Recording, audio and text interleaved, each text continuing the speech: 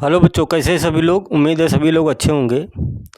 तो आज motion in a straight line के न्यूमेरिकल का पार्ट 4 पढ़ते हैं। इसमें बहुत ही अच्छे न्यूमेरिकल हैं, जो एक न्यूमेरिकल यक्स ग्रुप एयरफोर्स में 100% पूछा जाएगा और बहुत ही सिंपल न्यूमेरिकल है। क्वेश्चन जैसे कह रहा है उसी प्रकार हम करते चले जाते हैं, कुछ भी दिमाग नहीं लगाना ज़्यादा। देखते हैं। जैसे पहला सवाल दिया, ये 31 नंबर सवाल है। ये लूसेंट किताब का न्यूमेरिकल है। सभी जो न्यूमेरिकल पढ़ा रहे हैं सब लूसेंट बुक के हैं, बहुत ही अच्छे न्यूमेरिकल है।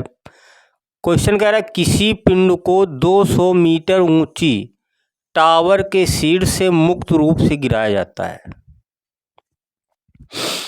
कोई पिंड है, 200 मीटर ऊंचा टावर है। ये मान लेते हैं क्या है, टावर है। इसकी जो ऊंचाई है वो है 200 मीटर है। ये कह रहा है। और किसी पिंड को शीर्ष से, यहाँ से मुक्त रूप से, यानी उसका प्रारंभिक वेग क्या है, शून्य है, फ्री अवस्था से गिराया जाता है, यानी प्रारंभ में वेग क्या है, शून्य है। फिर कह रहा है ठीक उसी समय टावर के पाद से, मतलब यहाँ से पैर से 40 मीटर पर सेकंड के वेग से एक पिंड ऊपर की ओर फेंका जाता है। जैसे ऊपर से नीचे को पिंड गिराया जाता है, सेम टाइम नीचे से ऊपर की ओर एक पिंड 40 मीटर पर सेकंड के वेग से ऊपर की ओर फेंका जाता है। एक टावर है, उसकी ऊंचाई 200 मीटर है। मुक्त रूप से एक पिंड नीचे की ओर गिराया गया। सेम टाइम उसी समय नीचे से एक पिंड को 40 मीटर पर सेकंड के वेग से ऊपर की ओर फेंका गया। क्वेश्चन कह रहा है ये दोनों पिंड कितने समय बाद दोनों मिलेंगे, दोनों कितने समय बाद आपस में मिल जाएंगे। तो मान लेते हैं कि माना टी समय बाद मिलेंगे, टी समय बाद मिलेंगे। देखो कैसे लगाएंगे सवाल को। जब ये पिंड नीचे आ रहा है,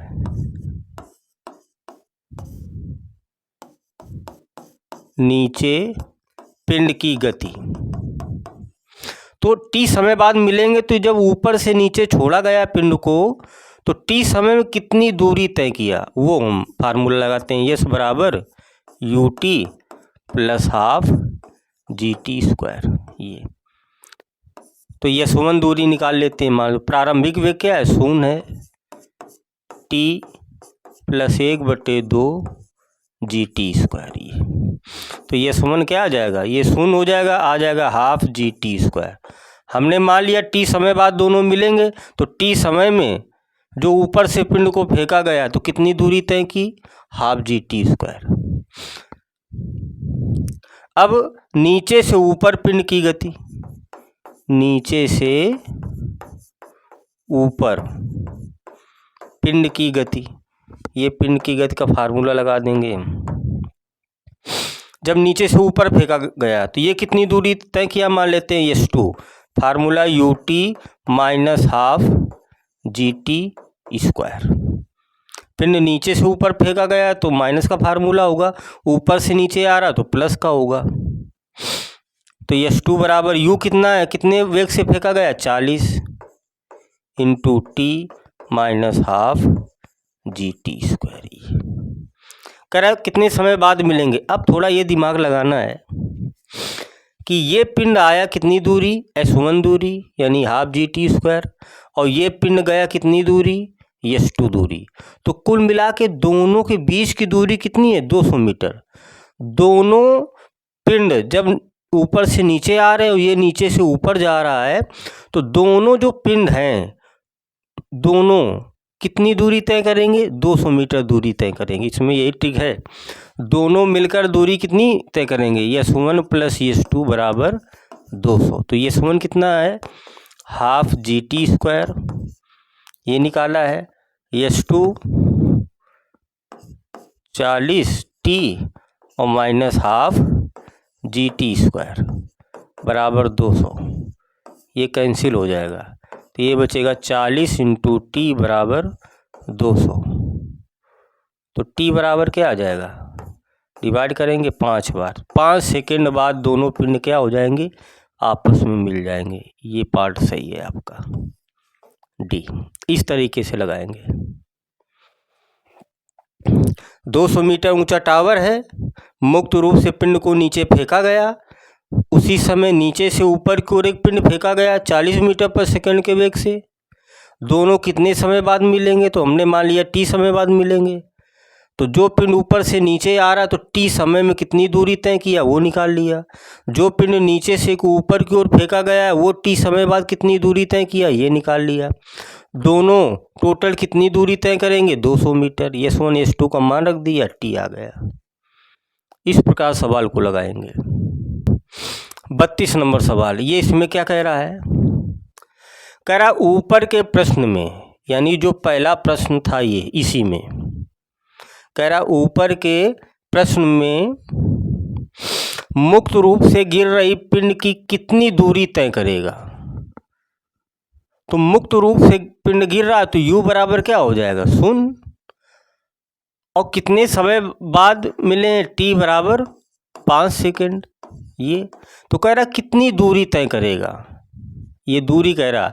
तो ऊपर से नीचे की ओर जब पिंड आ रहा है, ऊपर से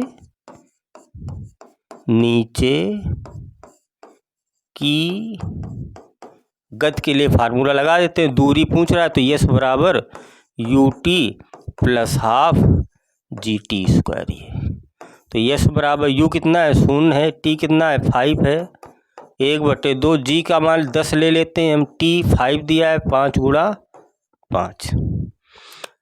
क्योंकि 31 नंबर वाले प्रश्न में समय कितना लगा था, 5 सेकंड। ये 0 हो जाएगा, 2 पंचे 10। तो S बराबर क्या आ जाएगा, ये 0 हो जाएगा। 5 गुणा 5 गुणा 5 बराबर 125। तो वो 125 मीटर की दूरी तय करेंगे। ये सवाल दिया है 125 मीटर। ये ऐसे सवाल को लगाएंगे। यही कह रहा था कि ऊपर के प्रश्न में मुक्त रूप से गिर रही पिंड कितनी दूरी तय करेगा। तो उसको समय कितना लगा था, देखो समय कितना लगा था, 5 सेकंड। ये निकाला तो 5 सेकंड में कितनी दूरी तय करेगा, दूरी का फार्मूला लगा दिया हमने। S बराबर ut प्लस हाफ GT²। मुक्त रूप से गिर रहा है यानी प्रारंभिक वेग क्या है, 0 है। तो 5 सेकंड में कितनी दूरी तय करेगा ये निकाल लिया हमने, 125 मीटर।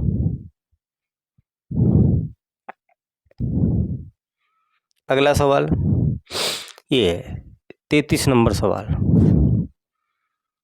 क्या कह रहा है, किसी पिंड को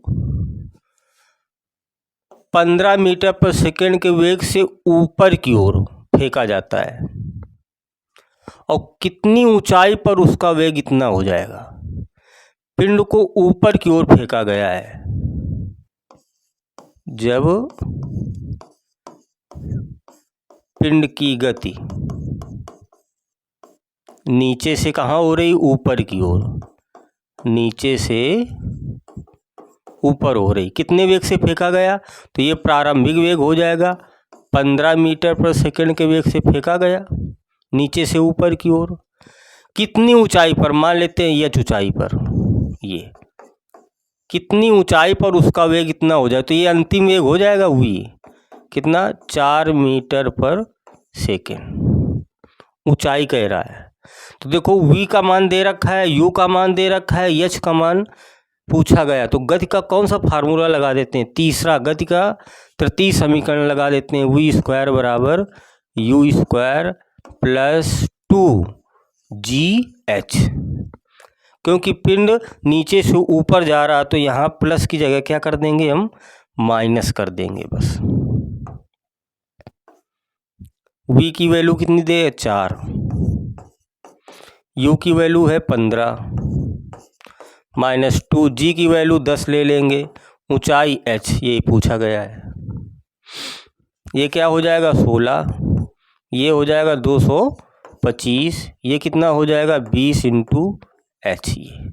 ये h पूछा गया तो 20 h को इधर उठा ले जाएंगे तो माइनस का है तो प्लस का हो जाएगा 20 इंटू h। 16 को उधर ले जाते हैं तो 225 -16। आगे तो 225 में 16 गया तो कितना बचेगा? 209, क्योंकि 16 9 क्या होता है? 25। तो h बराबर कितना हो जाएगा? 209/20। डिवाइड कर दो, 20 सेकंड ने 20 भाग न खाई, दशमलव लगाएंगे, 20 चौको 80 और 20 पंचे 100।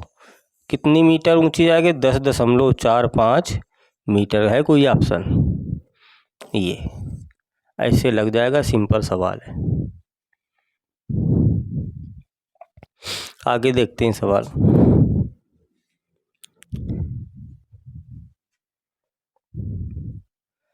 चौंतीस नंबर सवाल, बहुत ही बेहतरीन सवाल, सिंपल। क्या हो रहा है?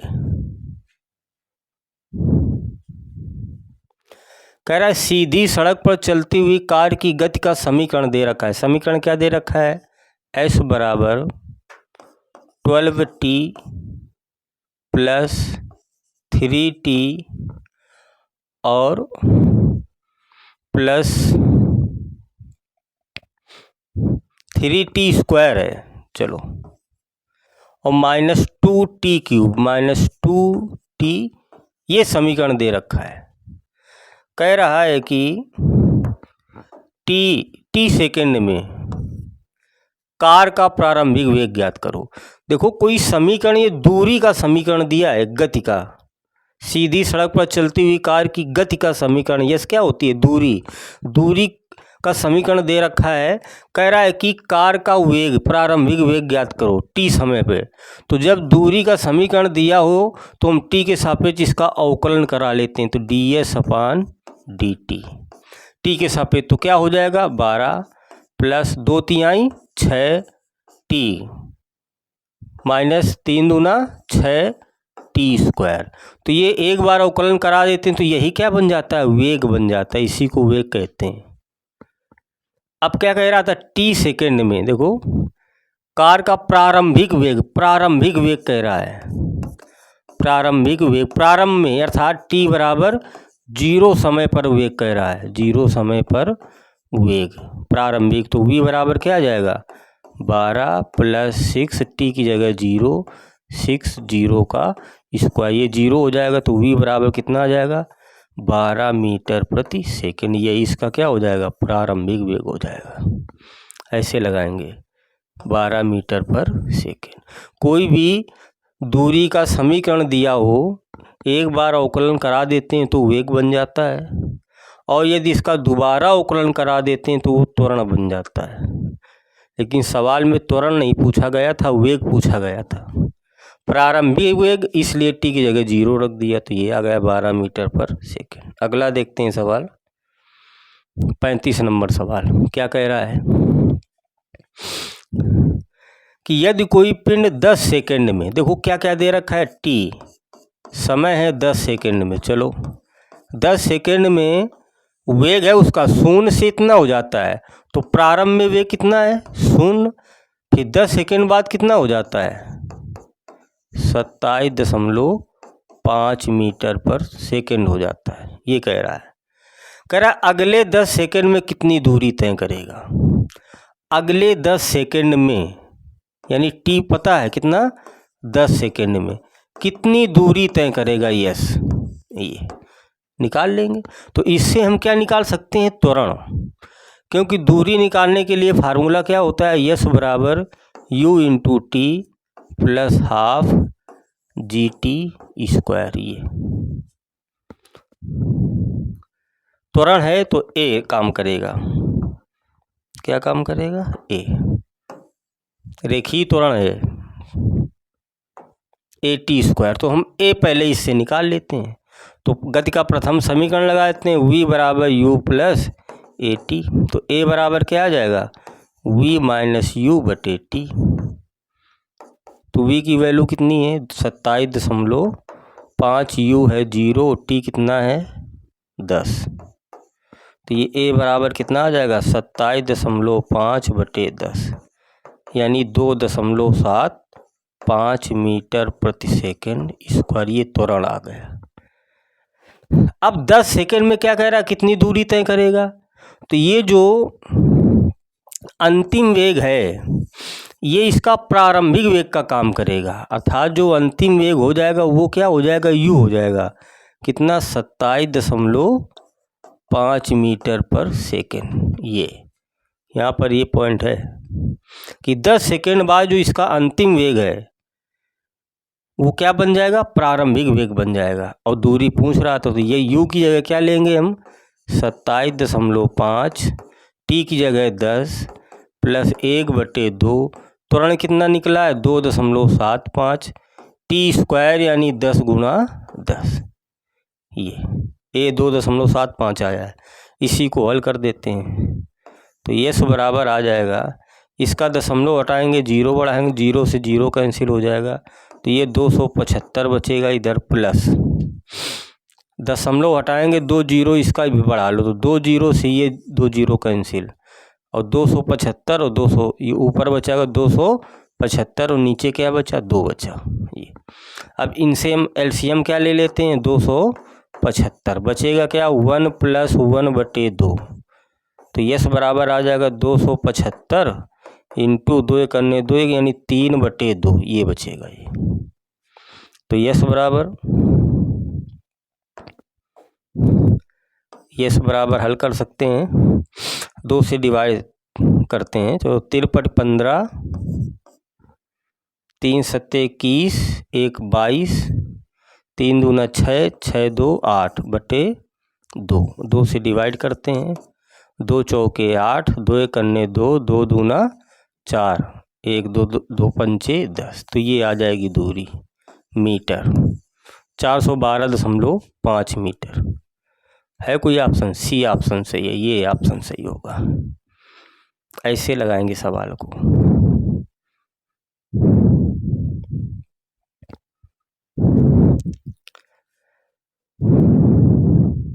अगला सवाल देखते, ये सवाल 36 नंबर है। क्या कह रहा है, कह रहा है एक पत्थर के टुकड़े को किसी टावर की छत से u वेग से ऊपर की ओर फेंका गया। एक टावर है, ये मान लेते कोई टावर है, ये छत से ऊपर की ओर पिंड को फेंका गया है u वेग से। फिर यह टुकड़ा धरातल पर 3u वेग से पहुंचता है। जब नीचे आ रहा है तो इसका वेग कितना, 3u है। ये कह रहा है, कह रहा टावर की ऊंचाई ज्ञात कर लिए, मान लेते हैं h हो जाएगी ऊंचाई, h पूछा है, जैसा कह रहा है वैसा करते हैं। तो जब ऊपर की ओर u वेग से फेंका गया, नीचे आ रहा है तो समीकरण लगा देते हैं, तीसरा v² = u² + 2gh, क्योंकि u दिया है प्रारंभिक वेग और ये अंतिम वेग हो जाएगा। ऊंचाई u v h दिया है तो गति का तृतीय समीकरण लगाते हैं, तो v कितना हो जा रहा है, 3u, ये और u से फेंका ही गया था। g में लेते हैं, ऊंचाई पूछ रहा है ये, तो ये क्या हो जाएगा, 9u² = u² + 2gh। ये इधर ले आते हैं तो 9u² में एक u जाएगा, क्या बचेगा, 8u² = 2gh, 2 से कैंसिल तो 4u² / g बराबर क्या आ जाएगा, h। ये ऊंचाई आ जाएगी टावर की, 4u² / g, ये 4u² / g, भी ऑप्शन सही हो जाएगा इसका। ये तरीका होगा बेस्ट। अगला ये देखते हैं 37 नंबर सवाल, बहुत ही सिंपल है, अच्छा भी सवाल है। कह रहा है 2 गतिमान कणों के समय विस्थापन ग्राफ, समय विस्थापन ग्राफ चलो बना लेते हैं। ये इधर समय है, इधर यस यानी विस्थापन है, ये ग्राफ दिया है, समय विस्थापन ग्राफ खींचे गए हैं जो x अक्ष के साथ 30 और 60 डिग्री का कोण बनाते हैं। यहाँ कुछ सरल रेखाएं इस तरीके से, और x अक्ष के साथ एक 30 कोण बना रहा है, ये कितना बना रहा है, 60। ये सरल रेखाएं देखो कितने कोण में बना रही, 30 और 60 में कणों के वेगों का अनुपात कह रहा है। तो जो सरल रेखा 30 डिग्री का कोण बना रही तो इसका वेग v1 मान लेते हैं, जो x अक्ष से 60 डिग्री का कोण बना रही इसका मान लेते हैं v2। इन्हीं में कह रहा है अनुपात ज्ञात करो। तो जब विस्थापन समय होता है तो ये किस सूत्र में होता है, वेग में। तो वेग बराबर फार्मूला होता है विस्थापन बटे समय, विस्थापन बटे समय। तो विस्थापन और समय ग्राफ से हम क्या निकालते हैं, वेग निकाल लेते हैं। अब वेग होता क्या है, ये कोण होता है, कोण का मतलब ढाल होता है। तो अगर जो कोण 30 डिग्री बना रहा है इसका वेग v1 मान लेते हैं, तो यानी पहले कण का वेग हम निकाल लें। मान लेते हैं पहला कण है तो पहले कण का वेग, पहले कण का वेग। और वेग होता क्या है, कोण, ढाल, प्रवणता, tan थीटा। तो कितना कोण बना रहा है, पहले थीटा मान लेते हैं 30। तो tan 30 का मान वेग v1 1/√3 ये। और दूसरे कण का वेग निकालेंगे v2 बराबर tan थीटा 2। तो tan थीटा 2 क्या, 60। और tan 60 का मान कितना होता है, √3। कह रहा इसका अनुपात निकालते हैं। तो v1 अनुपात v2, तो v1 कितना है 1/√3, अनुपात v2 कितना है √3। हरों को बराबर कर लें तो √3 का ऊपर नीचे क्या करा देंगे, हम गुना करा देंगे। तो ये आ जाएगा 1/√3 अनुपात √3 का गुना 3 हो जाएगा और बटे में क्या हो जाएगा √3। अनुपात क्या आ जाएगा, v1 अनुपात v2।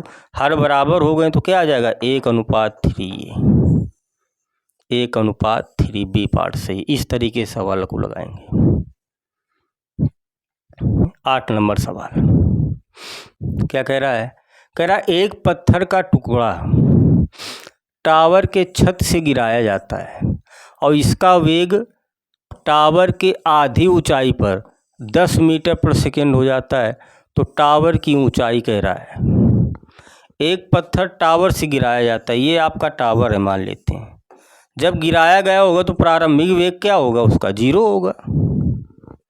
तो एक पत्थर का टुकड़ा टावर के छत से गिराया जाता है यदि इसका वेग टावर के आधी ऊंचाई पर, पूरी ऊंचाई क्या मान लेते हैं h, तो आधी ऊंचाई पर ये मान लेते हैं यहाँ h/2। आधी ऊंचाई पर वेग कितना हो जाता है 10, यानी अंतिम वेग v बराबर कितना हो जाता है 10 मीटर प्रति सेकंड हो जाता है। तो कह रहा है टावर की ऊंचाई ज्ञात करो। तो पिंड कहाँ आ रहा है, नीचे आ रहा है। तो v दिया है, u दिया है, h पूछ रहा है, तो गति का तृतीय समीकरण लगा लेंगे। v² बराबर u² प्लस 2gh, ये कैपिटल H लेते हैं 2gh। अब सूत्र तो ये लगेगा लेकिन आधी ऊंचाई कह रहा तो आधी ऊंचाई कर देंगे। और आधी ऊंचाई पर वेग कितना हो जाता है 10, तो v की जगह 10, u क्या 0 प्लस 2, g का मान 10 ले लेते हैं, h/2। 2 से 2 कैंसिल, ये 0, 10 का स्क्वायर क्या हो जाएगा 100, ये 0 प्लस 10 इंटू h। तो h बराबर क्या आ जाएगा 100/10, 0 से 0, तो h क्या आ जाएगा 10 मीटर आ जाएगा। तो टावर की ऊंचाई कितनी आ जाएगी 10 मीटर। ऐसे सिंपल सवाल लगाएंगे।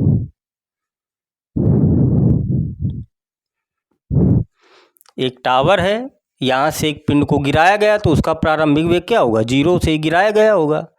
और आधी ऊंचाई पर जब वो पिंड आता है तो उसका वेग कितना हो जाता है 10 मीटर प्रति सेकंड। आधी ऊंचाई, पूरी ऊंचाई h माना है तो आधी h/2, तो कितना वेग हो जाता है 10 मीटर प्रति सेकंड। कह रहा है टावर की ऊंचाई याद करो।